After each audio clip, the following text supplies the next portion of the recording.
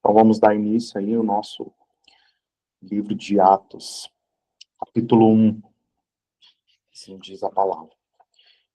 Fiz o primeiro tratado, ó Teófilo, acerca de tudo que Jesus começou, não só a fazer, mas a ensinar, até o dia em que foi recebido em cima, depois de ter dado mandamentos pelo Espírito Santo aos apóstolos que escolheram, aos quais também, depois de ter padecido, se apresentou vivo com muitas e infalíveis provas, sendo visto por eles por espaço de 40 dias, e falando das coisas concernentes ao reino de Deus. E estando com eles, determinou-lhes que não se ausentasse de Jerusalém, mas que esperassem a promessa do Pai, que disse ele: de mim ouvistes, porque, na verdade, João batizou com água, mas vós sereis batizados com o Espírito Santo, não muito depois desses dias. Deixa eu só avançar aqui. Aquele, pois, que se haviam reunido, perguntaram-lhe, dizendo: Senhor, restaurarás tu, nesse tempo, o reino a Israel? E disse-lhes: Não vos pertence saber os tempos ou as estações que o Pai estabeleceu pelo seu próprio poder, mas recebereis a virtude do Espírito Santo que há de vir sobre vós, e ser-me-eis testemunhas, tanto em Jerusalém, como em toda a Judéia e Samaria, e até aos confins da terra.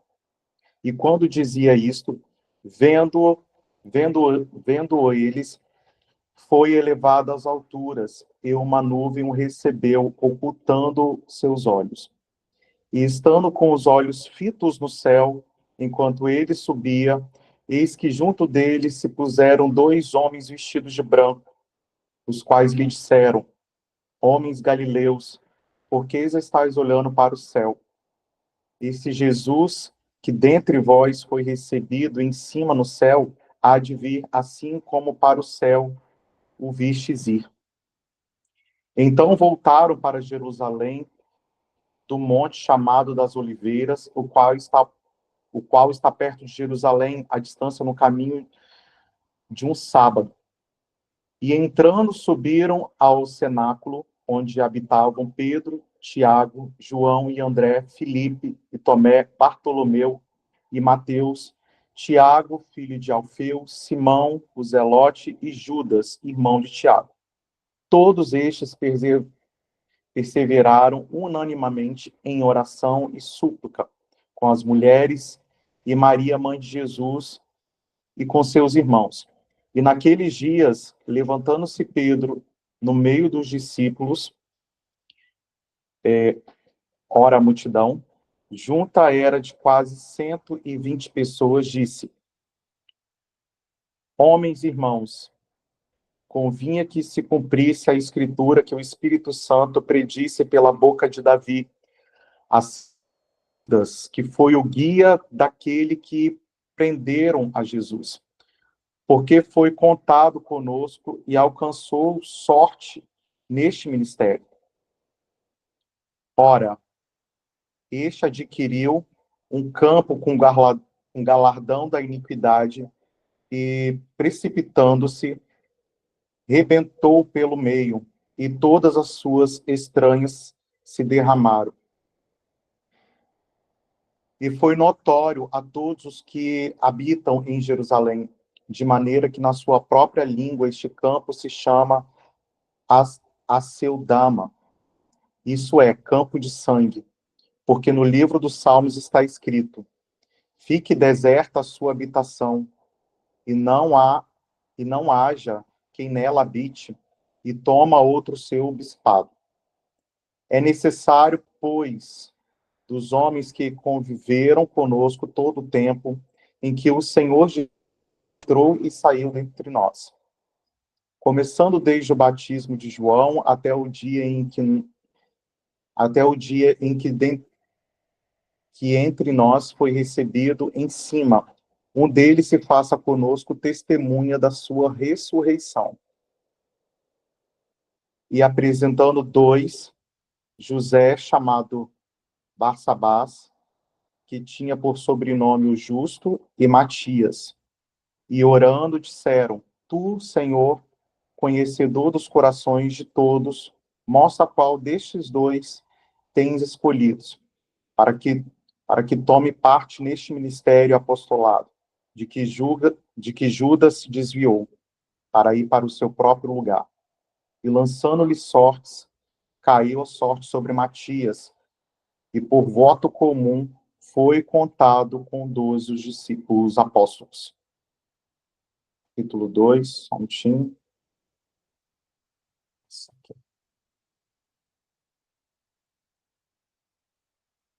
E cumprindo-se dia de Pentecostes, estavam todos concordemente no mesmo lugar. E de repente veio do céu um som como de um vento veemente e impetuoso, e encheu toda a casa em que estavam assentados. E foram vistas por eles línguas repartidas como de fogo, a qual pousaram sobre cada um deles. E todos foram cheios do Espírito Santo e começaram a falar noutras línguas, conforme o Espírito Santo lhes concedia que falassem. E em Jerusalém estavam habitando judeus, homens religiosos de todas as nações que estão debaixo do céu. E quando aquele som ocorreu, ajuntou-se uma multidão e estava confusa, porque cada um o ouvia falar na sua própria língua.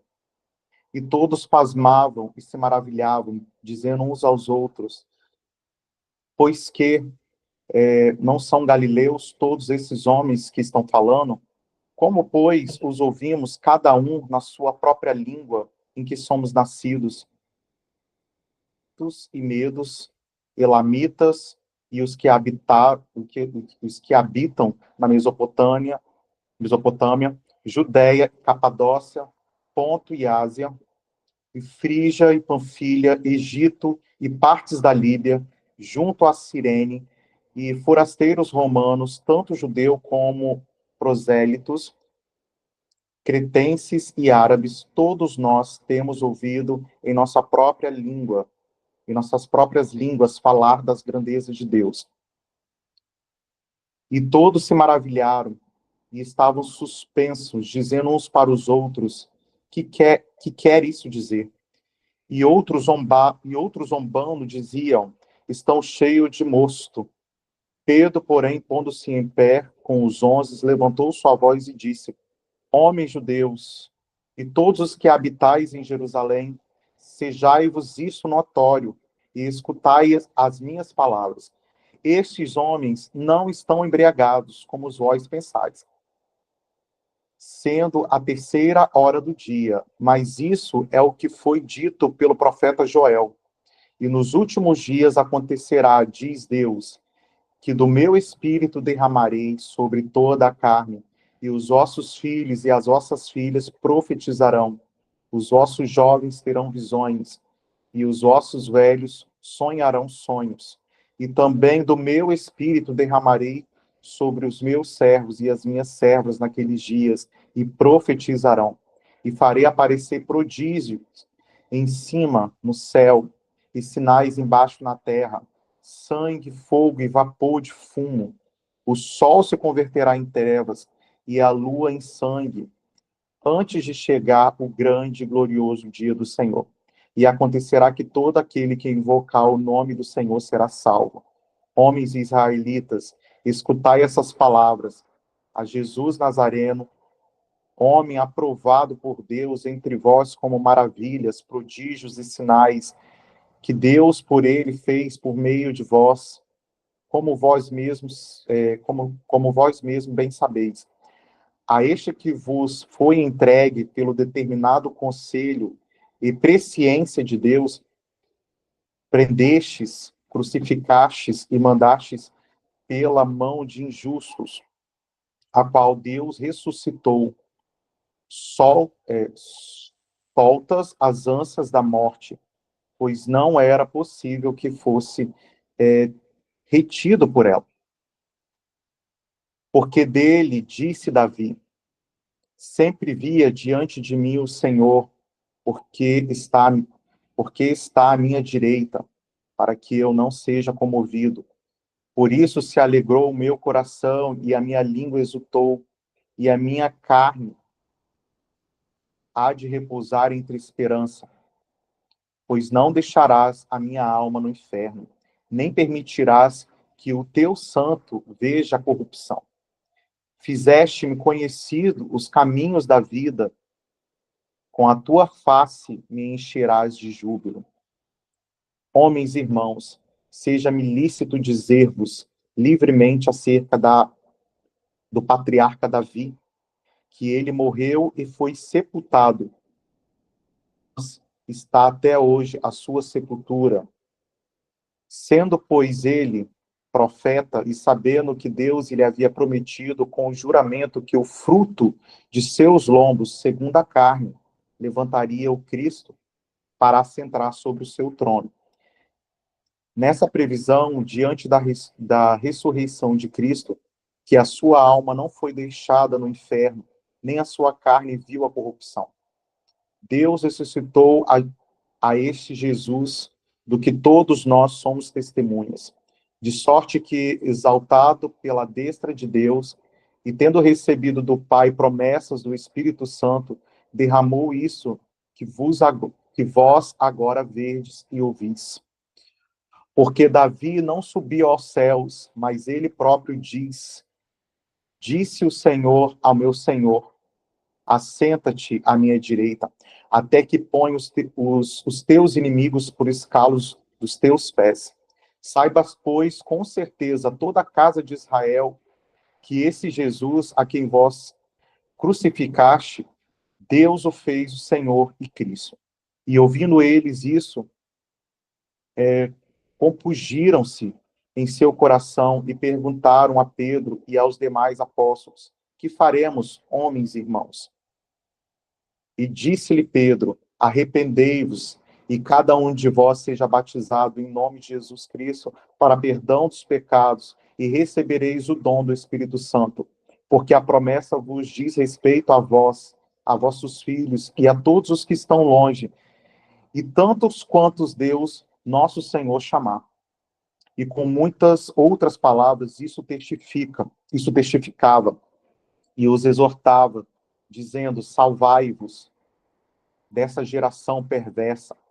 De sorte que foram batizados os que de bom grado receberam a sua palavra, e naquele dia agregaram-se quase 3.000 almas, e perseveravam na doutrina dos apóstolos, e na comunhão, e no partir do pão, e nas orações. E toda a alma havia temor, e muitas maravilhas e sinais se faziam pelos apóstolos. E todos que criam estavam juntos e tinham tudo em comum. E vendiam suas propriedades e bens e repartiam com todos, segundo cada um havia de mister. E perseverando unânimes todos os dias no templo, e partindo pão em casa, comiam juntos com alegria e singeleza de coração, louvando a Deus e caindo na graça de todo o povo. E todos os dias acrescentava o Senhor à igreja aqueles que se haviam de salvar. 3. Certo dia, Pedro e João estavam subindo ao templo na hora da oração, às 3 horas da tarde. Estava sendo levado para a porta do templo, chamada Formosa, um aleijado de nascença, que ali era colocado todos os dias para pedir esmolas que entravam no templo. Vendo que Pedro e João iam entrar no pátio do templo, pediu-lhe esmola. Pedro e João olharam bem para ele, e então Pedro disse: olhe para nós. O homem olhou para eles com atenção, esperando receber deles alguma coisa. Disse Pedro: não tenho prata nem ouro, mas o que tenho, isso lhe dou. Em nome de Jesus Cristo Nazareno, ande. Segurando pela mão direita, ajudou a levantar-se, e imediatamente os pés e os tornozelos do homem ficaram firmes. E de um salto pôs-se de pé e começou a andar. Entrou com eles no pátio do templo, andando, saltando e louvando a Deus. Quando todo o povo viu andando e louvando a Deus, reconheceu que era ele, o mesmo homem que costumava mendigar, sentado à porta do templo chamado Formosa. Todos ficaram perplexos e muitos admirados com o que havia acontecido. O mendigo, a Pedro e João, todo o povo ficou maravilhado e correu até eles, ao lugar chamado Pórtico de Salomão. Vendo isso, Pedro lhe disse: Israelitas, por que isso os surpreende? Porque vocês estão olhando para nós como se estivesse feito este homem andar por nosso próprio poder ou piedade. O Deus de Abraão, de Isaac e de Jacó, o Deus dos nossos antepassados, glorificou o seu servo Jesus, a quem vocês entregaram para ser morto e negaram perante Pilatos, embora ele tivesse decidido soltá-lo. Vocês negaram publicamente o santo e justo e pediram que lhes fosse libertado um assassino. Vocês mataram o autor da vida. Mas o Deus o ressuscitou dos mortos. E nós somos testemunhas disso. Pela fé no nome de Jesus, o nome curou este homem que vocês veem e conhecem. A fé que vem por meio dele lhe deu a essa saúde perfeita, como todos podem ver. Agora, irmãos, eu sei que vocês agiram por ignorância, bem como seus líderes. Mas foi assim que Deus cumpriu o que tinha predito por todos os profetas, dizendo que o seu Cristo haveria de sofrer. Arrependam-se, pois, e voltem-se para Deus, para que os seus pecados sejam cancelados, para que venham tempos de descanso da parte do Senhor, e ele mande o Cristo, o qual lhes foi designado, Jesus. É necessário que ele permaneça no céu até que chegue o tempo em que Deus restaurará todas as coisas, como falou há muito tempo, por meio dos seus santos profetas. Pois disse Moisés: o Senhor Deus levantará dentre os seus irmãos um profeta como eu. Ouçam-no em tudo o que lhe disser. Quem não ouvir esse profeta será eliminado do meio do seu povo. De todos os profetas, de Samuel em diante, um por um, predisseram esses dias. E vocês são herdeiros dos profetas e da aliança que Deus seus antepassados. Ele disse a Abraão: por meio da sua descendência, todos os povos da terra serão abençoados. Tendo Deus ressuscitado seu servo, enviou primeiramente a vocês para abençoá-los, convertendo cada um de vocês das suas maldades. Provérbios 9. Aqui eu vou ter que mudar também, só um minutinho.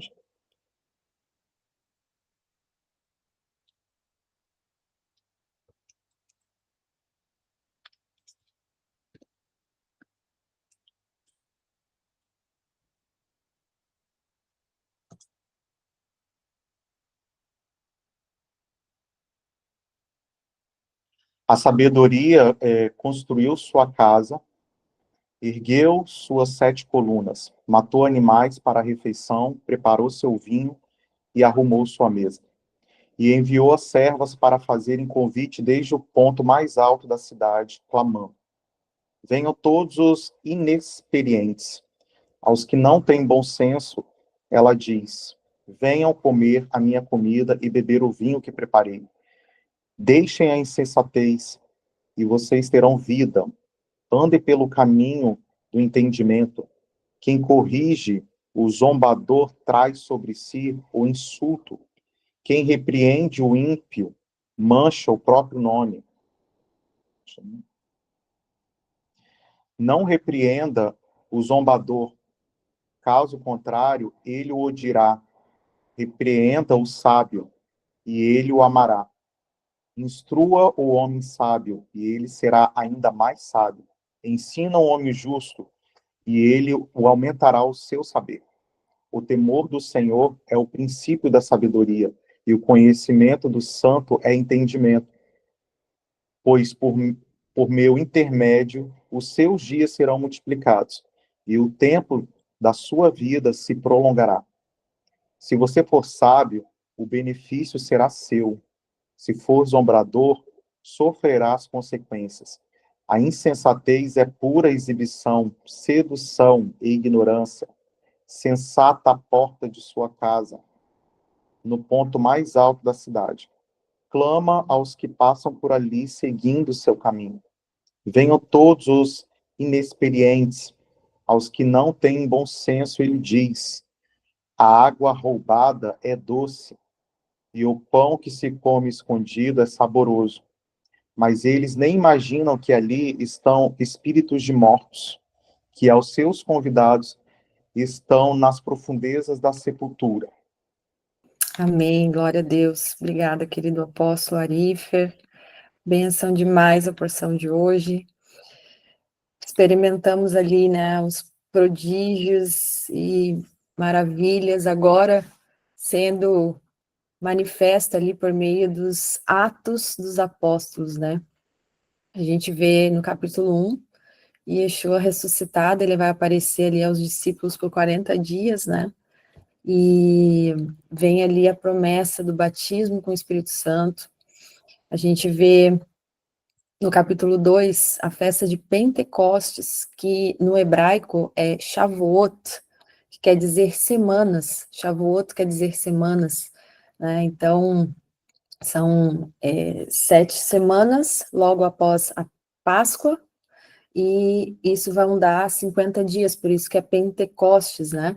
E a gente vê ali o derramamento do Espírito Santo sobre os seus, né, aqueles que estavam ali reunidos, e em nome do Machia, ali há o derramamento do Espírito Santo, os discípulos falam em outras línguas, a gente vê o quão poderoso isso se torna na manifestação dos atos dos apóstolos, né, nas atitudes, na evangelização, na forma como eles se moviam, porque depois desse derramamento do Espírito Santo, Pedro faz um discurso que leva 3.000 pessoas a se converter, né? Então, a capacitação do Espírito de poder de Deus sobre a vida ali dos apóstolos, né?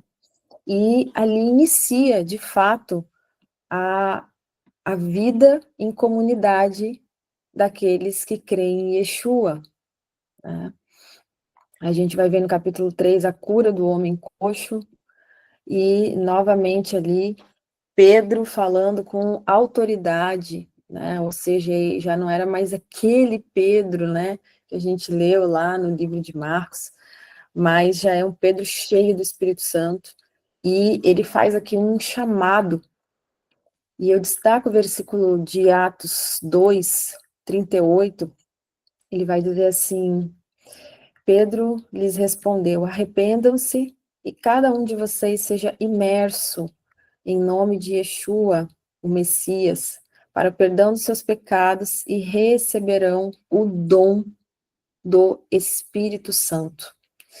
Então, a gente vê aqui que aquele poder que estava ali sobre eles, né, o dom do Espírito Santo, e no versículo seguinte, ele vai falar que isso também era promessa, né, para os seus filhos e para todos aqueles que Deus chamasse.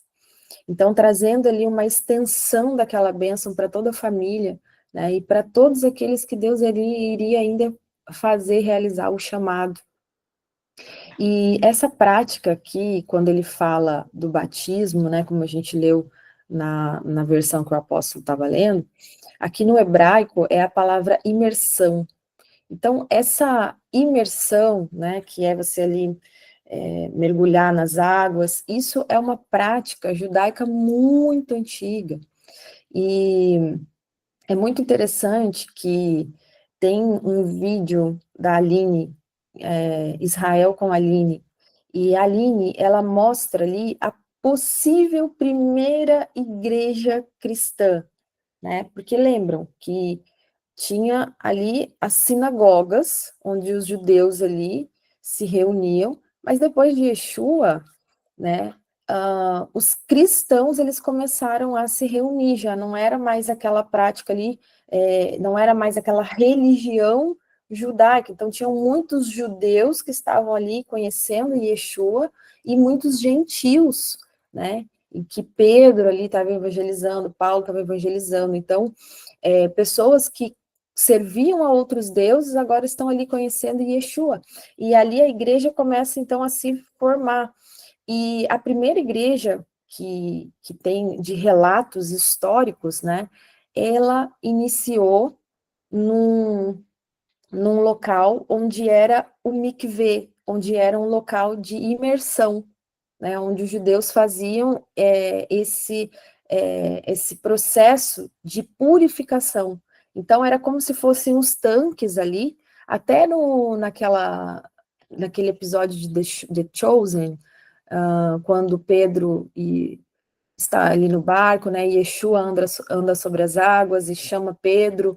Ali tem uma cena em que a esposa de Pedro, ela está no mikvê. Não sei se vocês já olharam essa cena, mas ali mostra o mikvê, ela está fazendo uma imersão ali, que é um ato de purificação.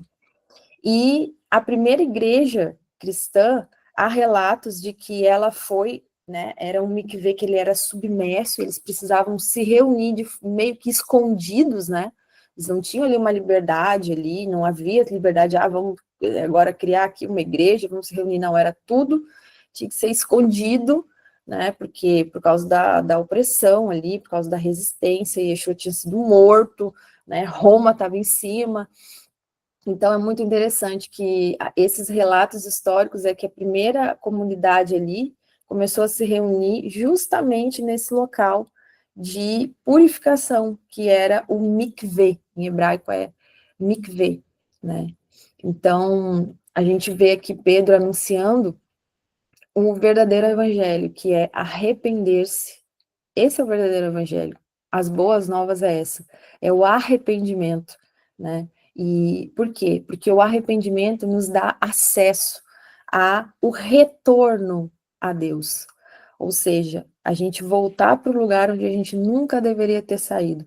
Porque quando nós cometemos os pecados, nós nos afastamos da presença do Senhor.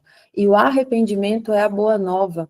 O arrependimento é o caminho de volta, é o caminho do retorno. Então, ele fala sobre o arrependimento, que é algo que a gente precisa em nosso coração, né? Trazer essa musculação, né? Forjar o nosso coração de experimentarmos o arrependimento. E muitas vezes você vai ter que fazer isso na sua caminhada, né? Porque nós estamos num processo, numa caminhada. Então, o arrependimento é algo que a gente realmente precisa se permitir viver para que a gente retorne ao Senhor, esteja mais perto dele cada vez mais. E ele vai falar aqui sobre o batismo, né? Para que vocês sejam imersos em nome de Yeshua HaMashiach. Então, a importância do batismo, que é onde nós afirmamos a nossa aliança com o Senhor, como nosso único e suficiente Salvador, né? E aí ele fala para o perdão dos pecados e para que a gente receba o dom do Espírito Santo.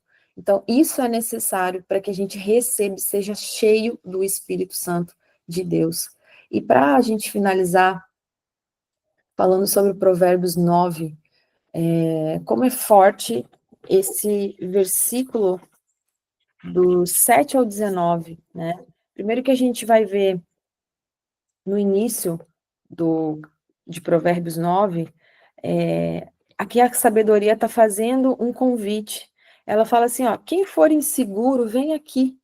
Quem for, aqueles que não têm bom senso, ela diz, venham e comam da minha comida, bebam vinho que eu vos preparei, não ficam inseguros, né? Antes vivam, ou seja, desfrutem da vida, né? Andem no caminho do entendimento. Então, é um convite da sabedoria para aqueles que não têm, né? Ela está convidando, vem e coma na minha mesa. E o que eu queria destacar aqui é o versículo 7 do capítulo 9 de Provérbios, de 7 a 9 é muito forte. A sabedoria aqui, ela vai dar instrução de como lidar com os sábios e de como lidar com os escarnecedores. Olha que interessante. Fala assim, o que corrige o zombador traz sobre si insulto. Quem repreende o ímpio se torna culpado. Olha isso, gente. E aí, no 8 vai dizer assim, se você reprova um escarnecedor, ele o odiará. E se você reprova um sábio, ele o amará. Dê ao sábio, e ele ficará ainda mais sábio. Ensine o reto, e ele aprenderá ainda mais. O temor de Adonai é o princípio da sabedoria, e o conhecimento dos santos é o entendimento. Olha que interessante isso, né? Como que você tem se portado diante de uma correção, diante de um ensino? Será que você odeia a pessoa que está te trazendo o ensino? Será que você, né, vai ali até insultar aquela pessoa que trouxe o ensino, ou você vai amá-la por ter te dado um ensino, por ter te trazido uma correção, né, ter te dado uma orientação? Como que a gente tem se portado, né? Algo para nossa reflexão, porque aqui ele vai trazer duas diferenças, né, claríssimas na responsiva de quem recebe uma correção. Quem que é o escarnecedor, o zombador aqui? É aquele que rejeita a sabedoria e a instrução. Então, tentar corrigi-lo vai trazer desprezo e ódio, né? Então, quem ensina, né, é melhor até evitar, né, tais confrontos com pessoas, assim, que muitas vezes ali não querem ouvir a instrução, né? Então, tem certas pessoas que simplesmente elas deixam claro, elas rejeitam, elas não querem. Então, é melhor evitar confrontos, né? Agora, o sábio, ele é totalmente receptivo à correção e à instrução. E ao ser repreendido, ele vai responder com amor e gratidão. Ele cresce em sabedoria quando ele recebe ensinamentos. Olha que diferença, gente, né? Por mais que às vezes seja ruim ouvir uma correção, o sábio, ele pega aquilo ali para ele e ele cresce com aquilo. Aquilo é como se fosse um impulso para ele crescer ainda mais, né? Então, o justo, que é similar ao sábio, é alguém que busca o conhecimento e aumenta o seu entendimento quando ele recebe a instrução, né? Então, é muito poderoso a gente ver como a Bíblia mostra isso de uma forma tão clara, né? E como isso ministra os nossos corações, como a gente deve buscar esse entendimento com humildade e saber ser grato, né? Quando a gente recebe a instrução, quando a gente recebe o ensino, valorizar o ensino, porque isso nos faz crescer, isso amplia a nossa sabedoria, amplia o nosso conhecimento. E a gente vê como a sabedoria ela é tão preciosa, né? A palavra fala, vale mais do que qualquer coisa que a gente possa desejar. Então, a primeira coisa que a gente precisa entender, para a gente receber mais sabedoria, a gente tem que estar pronto. A gente tem que amar realmente. A gente tem que entender que muitas vezes a gente vai ser confrontado, né, em algumas áreas, mas para a gente adquirir sabedoria, a gente tem que estar aberto. A gente precisa estar pronto e a gente precisa desejar receber essa sabedoria, né, em todos os níveis. Não só visando aquilo que a gente acha que é bom, a gente precisa entender que nosso conhecimento, a nossa perspectiva é ilimitada, mas a de Deus é extraordinária. Então a gente não pode limitar, né, aquilo que Deus quer derramar sobre as nossas vidas, mas se a gente estiver aberto e se a gente amar a sabedoria, Ele vai derramar muito sobre nós. E nós vamos ser os principais beneficiados. Amém? Deus abençoe vocês, queridos, grandemente. Amanhã estamos aqui firmes e fortes no propósito. Que o seu dia seja marcado pela graça, poder do Espírito Santo de Deus. Você seja capacitado para tudo que você fizer. Seja a graça, a sabedoria e o entendimento do Eterno sobre a tua vida e tua casa. Em nome de Yeshua HaMashiach. Bom dia. Shalom, shalom. Até amanhã.